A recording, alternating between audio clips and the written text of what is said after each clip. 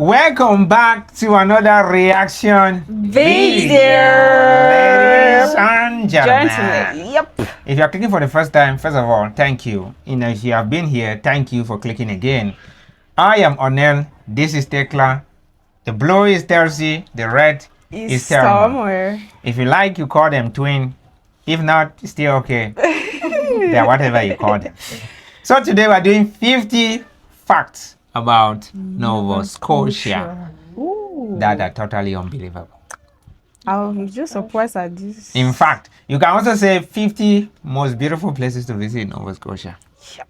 Yeah, so all of that still goes. 50 is in. Yeah, We are video is dealing not too with long. 50. It's not enough. You know what? We cannot yap too much. Let's go up in here and have fun. You know what? Most people think of Nova Scotia as a nice place for a summer drive. Lobster shacks, fishing boats, my God. maybe a lighthouse. And sure, all of that is What? This looks like St. John's. Yep. Right? Colorful St. John's. Colorful St. John's. Okay. most people think of Nova Scotia as a nice place for a summer drive. Lobster shacks, fishing boats, maybe a lighthouse. And sure, all of that is real. But here is what the postcard version leaves out. This is a province that hosted the first European settlement in North America, produced the largest human-made explosion before the atomic bomb, and What?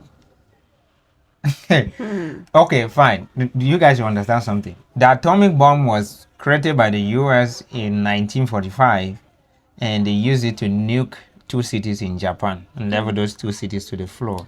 Unfortunately, 200,000 people lost their life from those two atomic bombs. My goodness. They're called Fat Man and Little Boy. There was an explosion in Nova Scotia that was bigger than the atomic bomb. What? How? Crazy. This My feels like a God. lie, but I My believe it. Let's hear You again. believe the lie? Yeah, I believe the lie. It's definitely true. this is a province that hosted the first European settlement in North America, produced the largest human-made explosion before the atomic bomb, and sits on tides so powerful they move more water every 12 hours than every river on Earth combined. 50 facts, one province. By the end of this, you will not see it the same way again. Okay. We are Fact ready. 1. Nova Scotia is the second smallest province in Canada, covering just 55,284 square kilometers. Wow. To put that into perspective, you could fit it inside Ontario roughly 18 times. But here is where the map stops making sense. Okay. Its coastline runs 13,300 kilometers. What? That's more than double the entire width of Canada from east to west. The province is tiny in area and enormous in edge, which tells you immediately that this is a place defined not by its interior, but by where it meets the sea. Fact 2. Nowhere in Nova Scotia is more than 67 kilometers from the ocean. That is Nowhere in Nova Scotia is more than 60 kilometers from the 67 kilometers from the ocean. That means you literally can drive from anywhere within hours and be at the ocean in Nova Scotia. Those facts are getting super interesting. Let's keep moving. Wow. Fact 2. Nowhere in Nova Scotia is more than 67 kilometers from the ocean. That is 42 miles. In a country where some provinces stretch so far inland that residents have never seen salt water, Nova Scotia makes landlocked living structurally impossible. You are always close to the water here, whether you want to be or not.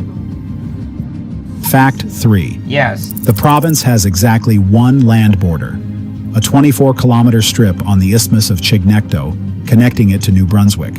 That's it. Everything else is ocean. Geographically, Nova Scotia functions almost like an island, tethered to the continent by a single narrow thread of land that a determined person could walk in an afternoon. Fact 4. Nova Scotia sits at exactly 45 degrees north latitude, the precise halfway point between the equator and the North Pole. Perfectly Wow. balanced between two extremes, and as you will see, this turns out to be a recurring theme for this province. Fact That seems to be the flag of Nova Scotia. I guess, right? It looks like country. it's the No. province in Canada. It shows that all their provinces have their flags. Yeah, all of them have flags. Mhm. It's not like here in Cameroon where We it's just have one One particular- flag, yeah, is the problem. Whether regions don't have flags. Oh. This turns out to be a recurring theme for this province. Fact 5. Despite occupying just 0.6% of Canada's total landmass, Nova Scotia holds the second highest population density of any Canadian province, behind only Prince Edward Island. That is a lot of people packed into a very small space, and it explains why this province has punched so far above its weight throughout Canadian history. Dense populations produce dense networks, dense institutions, and outsized influence. Fact 6. Yes. Inside those 55,000 square kilometers, you'll find 3,800 islands and 5,000 lakes. 3,800 islands and 5,000 lakes. There's a lot of water there. In the second smallest province in the country. In Canada. What have you been ever since not learning about this Nova Look at Scotia? this view. Look at Wow, something. wow, wow. My God. He's a good God. Jumping Jesus. Jumping. Jumping Jesus. Yeah. Yeah, that's a It's something I learned. Inside those 55,000 square kilometers, you'll find 3,800 islands and 5,000 lakes. Thousands of the islands don't even have names, and one of the lakes isn't really a lake at all. Brador Lake on Cape Breton Island looks like a large freshwater body on any map, but it's actually a saltwater estuary connected directly to the Atlantic through two channels. It's a UNESCO Biosphere Reserve that please essentially stop it. Where are you going Oh my to? God. What the hell is this? All the trees look like flowers. Wait, if you stand there, can you like? Is it just up, Abby? All the trees in that place are the same. And these But they don't islands, look like flowers. no, they're trees. There are normal trees like There's those no trees you flowers. put down Trees and like make this. wood from inside. Yeah. Yes. Maple trees. I think those are maple trees, right? Maple leaves. I don't know. Wow. Man. Look at red, green, orange, Pink. yellow, pink. Imagine that you are going to go and fish for a wood. You have to Right. decide whether Oh, you I'm take never the coming pink. home. Again, get stuck in the fairy tale stories. It's a UNESCO Biosphere Reserve that essentially hides an inland sea in plain sight. Wow. Cape Breton Island, that Breton. northern chunk of the province separated by the Strait of Canso. Yeah, Michelle lives here. Yeah, Michelle lives in Cape Breton. Yes, Right? One of our subscribers who recommended this video lives in Yes. Cape Breton. And a lot of you reach out to us on WhatsApp. And please, you can just go to the channel description, write us on WhatsApp.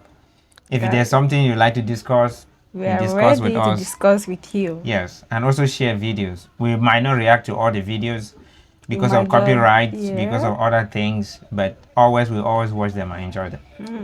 Yeah, So actually, Michelle lives here in Cape Breton. shout out to Michelle. Shout out, Michelle. Let's go, homie. I'm Tony. Breton Island, that northern chunk of the province separated by the Strait of Canso, makes up nearly 19% of Nova Scotia's total land area. Wow. The only way to reach it by road is across the Canso Causeway, a 1,385-meter structure built from rock dumped directly into the strait. One causeway, one connection. The entire island's land link to the rest of Canada comes down to that single crossing, and one of the bodies of water flanking it does something you genuinely have to see to believe. We'll get there in a moment. Okay. Fact 8. The name Nova Scotia means New Scotland in Latin. Yep. It was given by Scottish colonizer Sir William Alexander in 1621, before Britain had actually secured control of the territory. He named it, drew the borders, and started issuing land grants for a colony that, at the time, was still French. The audacity of that move sets the tone for everything that follows in this province's history. So that's the physical frame. Impossibly small, impossibly coastal, and already carrying a name claimed before the land was even won. Fact 9. Okay. The Bay of Fundy sits between Nova Scotia and New Brunswick, and it holds the world record for the highest tidal range on Earth. The difference between high tide and low tide reaches up to 16 meters. That's 53 feet. 16 meters. The height of this house is 3 meters. times meters. 5. So if you take the height of this house times 5 plus 1 meter, Going to heaven. it's definitely higher than this building. Yep. No, It's higher. really high. It's high. 60 meters of tide. That water could literally cremate you. The difference between high tide and low tide reaches up to 16 meters. That's 53 feet. For reference, that's roughly the height of a 5-story building, appearing and disappearing twice a day. Every day. What's that? Fact 10. That's way. Every 12 and a half hours, approximately 160 billion tons of water flows in and out of that bay. To put that into perspective, that volume exceeds the combined daily discharge of every river on Earth. Every river. The Amazon, the Nile, the Yangtze, the Mississippi. Add them all together, and the Bay of Fundy still moves more water in a single tidal cycle. This is what that means that all the rivers that we have in the world don't deserve enough water as water that comes into this bay. Is A the hon- water dirty or is that the color? No, it's dirty. It's muddy. 160 billion tons of water. Billion. That's too much. Fact 11. The reason it happens comes down to physics. The Bay of Fundy has a natural resonance period of roughly 13 hours, which almost perfectly matches the 12.5-hour tidal cycle of the Atlantic. Picture sloshing water in a bathtub. If you push at the right rhythm, the wave builds and builds. The bay does this on a planetary scale. The funnel shape concentrates the energy and the resonance amplifies it, so every tide compounds the one before it. It is a geological coincidence with consequences you can measure from shore. Fact 12. At low tide, you can walk across the ocean floor in certain parts of the Bay of Fundy. Pick up seashells, study exposed rock, stand where fish were swimming 6 hours earlier. Come back at high tide, and that same spot sits under 16 meters of water. The same patch of ground cycles between ocean floor and open sea every half day without stopping. Fact 13. The Shubenacadie River, which drains into the bay, experiences a tidal bore. When the tide rolls in, it pushes a wave upstream against the river's natural current, reversing the flow and creating a rapid that runs the wrong direction. The river fights itself twice a day. It is... Hold on, wait. Hold on, let him finish. Just cook, let's see. The river fights itself twice a day. It is one of the more disorienting things you can watch in this province, and it happens on a schedule you can set your watch to. The water... So there's a river that the sea forces it to flow in the opposite direction twice a day. Yeah. So you can see the river flowing in one direction and 12 hours later it's flowing in the other direction. What? It's My If you God. thought Canada has shown you enough, you need to think twice. No. How can a river be flowing in opposite directions? After 12 hours. One day you come and you see the river going that way, you Then put you something say- there. Hey, come on. I mean, you can use it as a transport system. The Yeah. transporting things for you. Your friend is downstream, you just put something, the water goes downstream, he takes it, and then later he replies you. So it's like a messaging system. Yeah, I just put like something, the water comes back 12 hours later. shaped the land. Now look at what the land produced. Fact 14. In 1605, French colonists established Port Royal on the shores of what is now Nova Scotia, the first permanent European settlement in North America. Not the eastern seaboard, not New England, Nova Scotia. That's 15 years before the Pilgrims ever stepped off the Mayflower at Plymouth Rock. The founding story most North Americans carry around in their heads starts in the wrong place. Fact 15. The broader region was called Acadia, covering roughly what is now Nova Scotia and New Brunswick. It was not a quiet colonial outpost. It was the first real battleground between France and Britain on this continent. The place where two empires collided before either had fully committed to North America. Fact 16. Between 1604 and 1710, Nova Scotia changed hands between France and Britain at least 6 times. What? 6 times in just over a century. No other territory on the continent was fought over with that kind of persistence, which tells you that both empires understood exactly what controlling this coastline meant strategically. Fact 17. In 1752, the Halifax Gazette became the first printed newspaper in Canada, produced on a half sheet of paper in a shop on Grafton Street in Halifax. The printing press arrived before most of the roads did. In 1848, Nova Scotia became the first British colony anywhere in the world to achieve responsible government. That meant elected representatives controlled the executive, not the governor appointed from London. Britain had an empire spanning the globe, and this small peninsula on the Atlantic coast was the first place that model cracked open. Every Commonwealth democracy that followed traces part of its lineage back to that moment. Fact 19. But not everything Nova Scotia produced in those centuries was a victory. In 1755, the British launched what became known as Le Grand Dérangement, the Acadian expulsion. Le Grand Dérangement. There are so many historical facts here. You said that it was the first place where they had like an elected government. In days where you have colonialism is wild. I think it's like the very first video we were doing privately, like centered Exclusively exclusively on Nova Scotia. And I'm just like, wow, really? It's sure that there's always something cooking somewhere and we don't know about it. Le Grand Dérangement, the Acadian expulsion. Approximately 10,000 French-speaking Acadians were forcibly removed from their homes. Farms were burned. Families were loaded onto ships with no say in where they were going. Fact 20. Some were sent to the British colonies along the eastern seaboard. Others went to England or France. A portion ended up in Louisiana, where, over generations, their culture blended with local conditions and produced a distinct identity. Those people became the Cajuns. The next time you hear Cajun music or eat Cajun food, you are touching something that started with forced deportation from a Nova Scotia farm.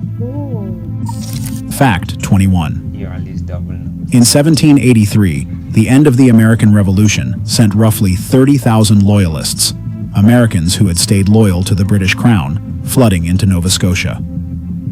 The province's population nearly doubled in a short span, reshaping its towns, its politics, and its character in ways that persisted for generations. Wow. Fact 22. Among those Loyalists were around 3,000 black Loyalists who founded a settlement called Birchtown, near Shelburne. It became the largest free black settlement in North America at the time, but the promise did not hold. After years of poverty, broken land grants, and systematic discrimination, about 1,200 of them boarded ships in 1792 and sailed for Sierra Leone to build something new from nothing on a different continent. They left because staying had stopped being survivable. Nothing produced in those centuries, none of the wars, the expulsions, or the political breakthroughs, prepared Halifax for what was coming on December 6th, 1917. Okay. Fact 23rd. On the morning of December 6th, 1917, a French cargo ship called the SS Mont Blanc was moving through Halifax Harbor. She was carrying 2,300 tons of picric acid, 200 tons of TNT, and 35 tons of benzol. What are these? These are shells, right? These look like shells. Big shells like this. Yeah. For For- planes, right? For the gun, like no, for the ship to shoot. You know, like when you put a bullet in a gun. Yes. Yeah, these are bullets for the ship's gun. So many. Are you seeing how big it is? Look at where this woman is standing. It's almost at her waist. Yeah. Those things are more than 100 kilos heavy. 3,000 tons. Not 3,000 kilos. She was carrying 2,300 tons of picric acid, 200 tons of TNT, and 35 tons of benzol. A Norwegian vessel called the Emo was moving in the opposite direction. They collided in the Narrows. The Mont Blanc caught fire and drifted toward the pier, burning for roughly 20 minutes while people gathered on shore to watch. Fact 24. Then she went off. The explosion that followed was the largest human-made explosion before the atomic bomb. Approximately 2,000 people were killed instantly. Around 9,000 more were injured. The entire Richmond district of Halifax, a dense residential neighborhood close to the waterfront, ceased to exist. In the seconds after detonation, the city had a hole in it where a community had been. Fact 25th. This is wild. A single large explosion in 1917 before atomic bomb was created in 1945. At 27, about 18 years later. Mad. Crazy. I've never known about this all my life. 28 years later, not 18. That is crazy. The physical reach. Pardon? It's so exciting. No, it's not exciting. This is sad. It wiped the whole community. Look at where houses were. These are houses on the floor like this. Oh my God. So sad. Taking out 2,000 people in a single explosion is not 9,000 more wounded. 25th. The physical reach of that blast is almost impossible to process without a map in front of you. An anchor from the Mont Blanc landed 4 kilometers away. Windows shattered in Truro, 100 kilometers inland. The sound of the explosion reached Charlottetown, Prince Edward Island, 200 kilometers across the water.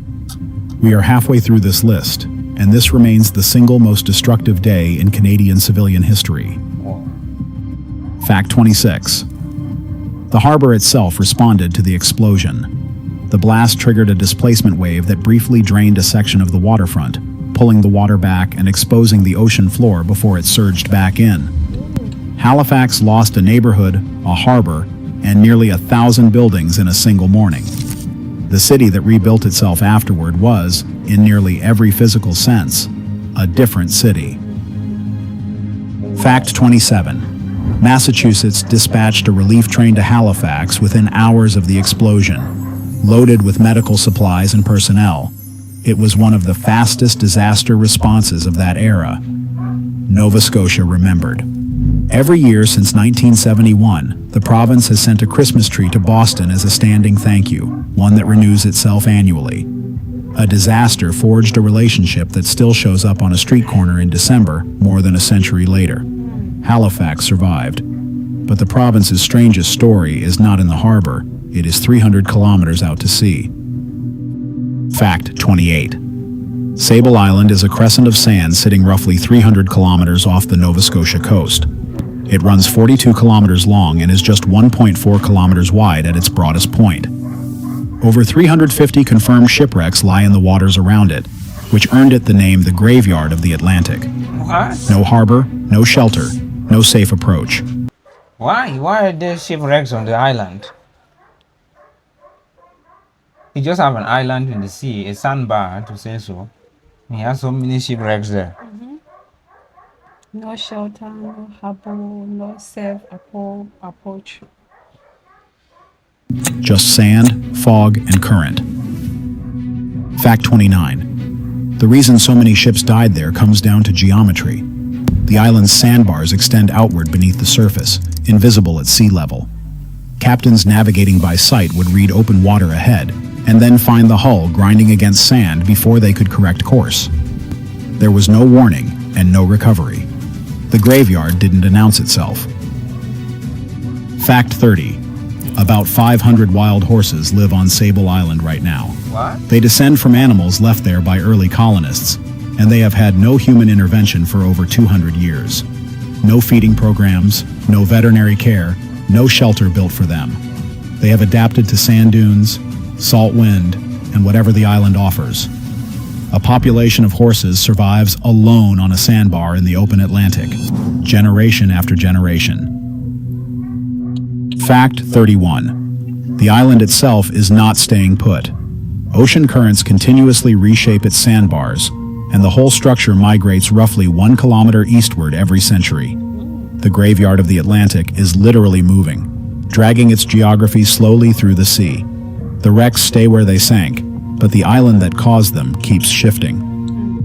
Fact 32. Back on Cape Breton, Bras-d'Or Lake presents a different kind of geographic misdirection. On any map, it looks like a large inland lake, the kind you would expect to hold fresh water. But it connects to the Atlantic Ocean through 2 natural channels, and its water is saline. It functions as a landlocked sea in the middle of an island that is itself connected to the mainland by a single causeway. Nova Scotia layers its contradictions. Every answer here tends to come with another question buried underneath it. That's true. Fact 33.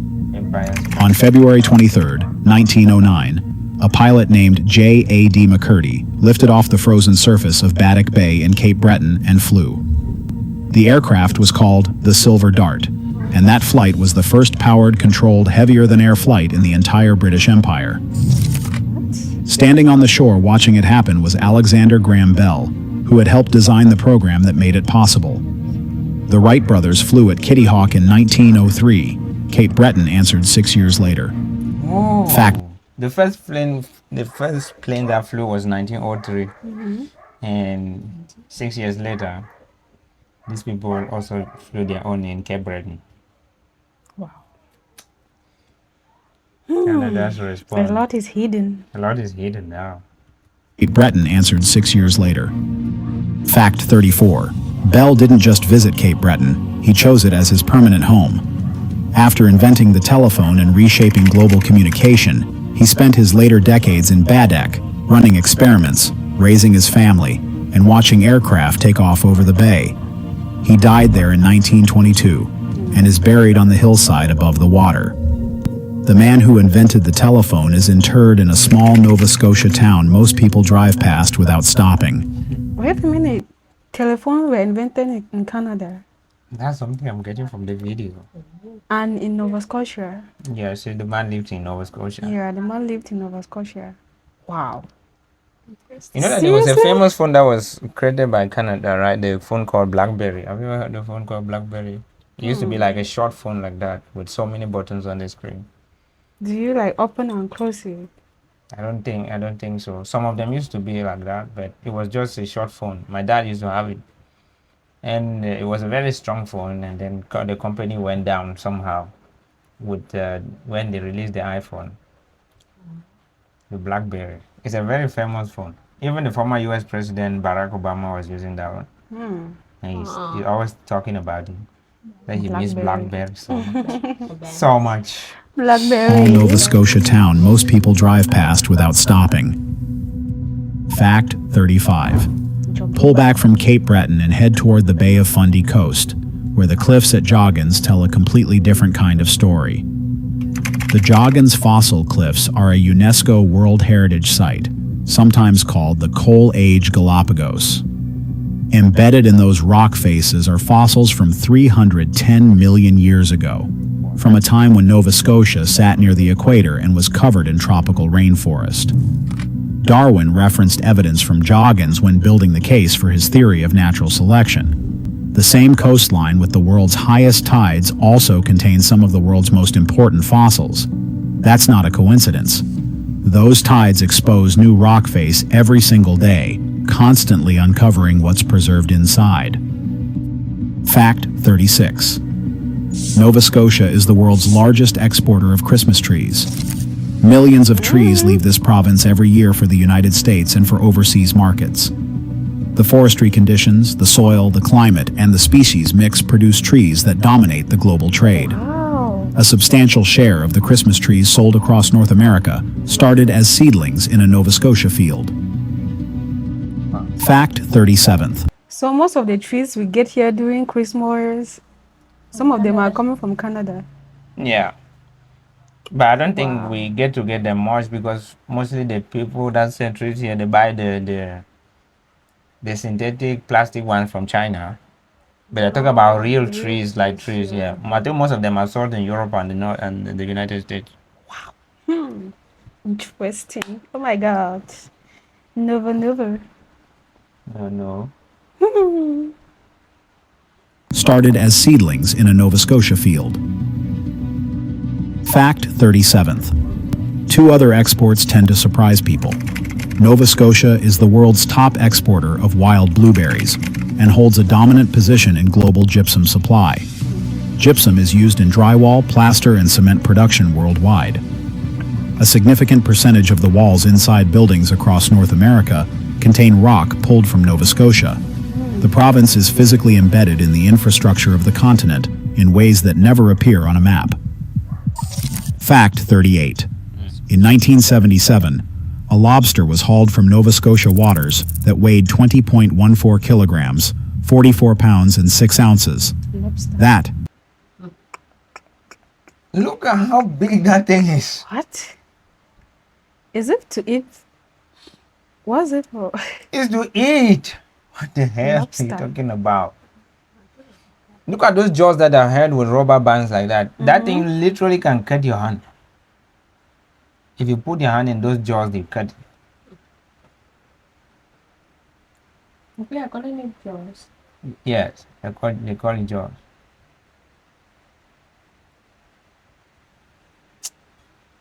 There's so much in this video. I think I need to watch it all over again. After this. Look at how big this thing is. above 20 kilos. That means if you put your neck in those jaws, it definitely cut it. Neck. Neck. Cut them for neck. Neck. waters that weighed 20.14 kilograms, 44 pounds and 6 ounces.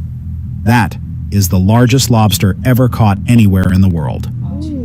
Nova Scotia already dominates the global lobster export trade, and it also holds the record for the biggest individual specimen ever recorded. The province does not just participate in this industry, it set the outer limit of what the species apparently Look produces. at this. Fact 39th. Oak Island sits in Mahone Bay, a short distance from the mainland, and since 1795 people have been digging into it looking for buried treasure. That is over 230 years of continuous excavation, with no conclusive answer about what, if anything, is actually down there. Theories range from pirate gold to Templar relics to Shakespearean manuscripts. The hole keeps getting deeper, the claims keep evolving, and the digging has not stopped. It is the longest active treasure hunt in recorded history, and it is happening on a small island off the Nova Scotia coast. Fact 40. Kejimkujik National Park carries a designation as a dark sky preserve, one of the few places in eastern North America where light pollution drops low enough to see the Milky Way without optical equipment. A province this dense, this historically active, still holds pockets of genuine darkness. Fact 41. The Antigonish Highland Games have run continuously since 1863, making them the oldest Highland Games operating outside Scotland. They have run through 2 world wars, the Depression, and a pandemic. The tradition did not originate here, but it survived here longer than almost They're wearing skirts.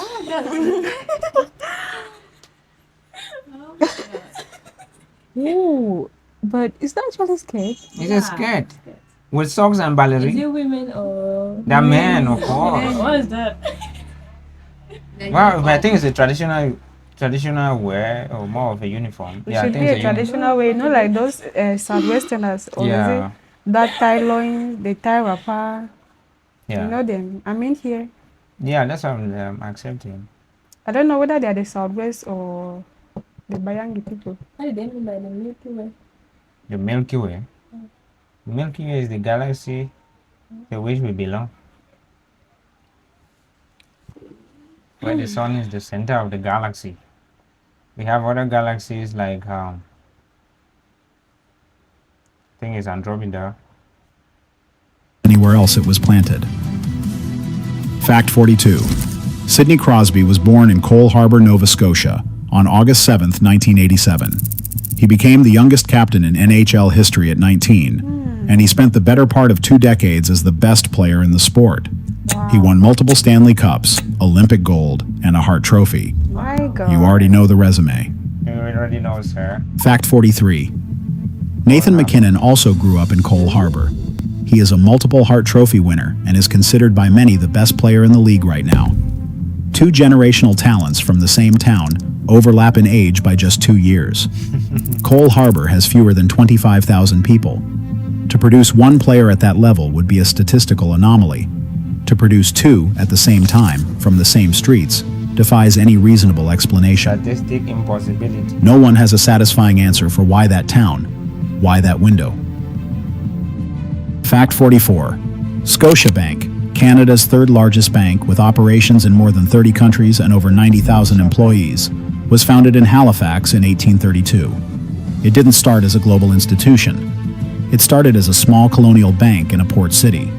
The name didn't even follow it when it expanded.